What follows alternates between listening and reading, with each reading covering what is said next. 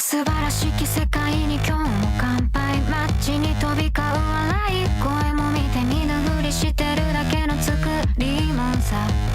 気が触れそうだ。クラクラするほどのいい匂いがツンと刺した鼻の奥。目を覚ます本能のまま今日は誰の番だ。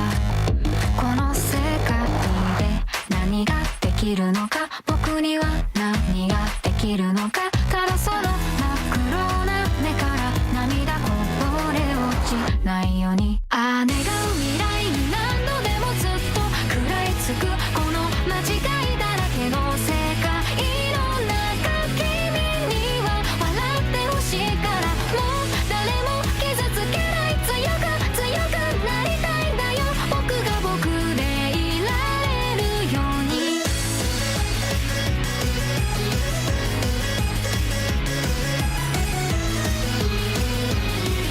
素晴らしき世界は今日も安泰。街に渦巻く悪い話も知らないふりして目をそらした。正気の沙汰じゃないな。真面目に着飾った格子鳴らす足音が弾む。行き先は消えない味が染みついている裏側の世界。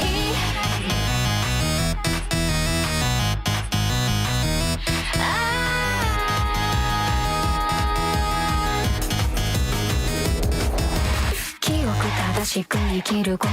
誰も悲しませずに生きること。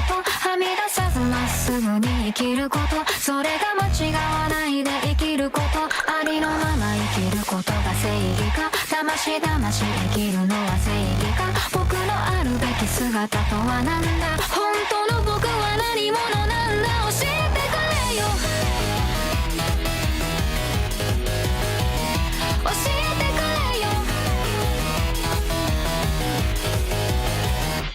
今日も答えのない世界の中で願ってるんだよ。不器用だけれどいつま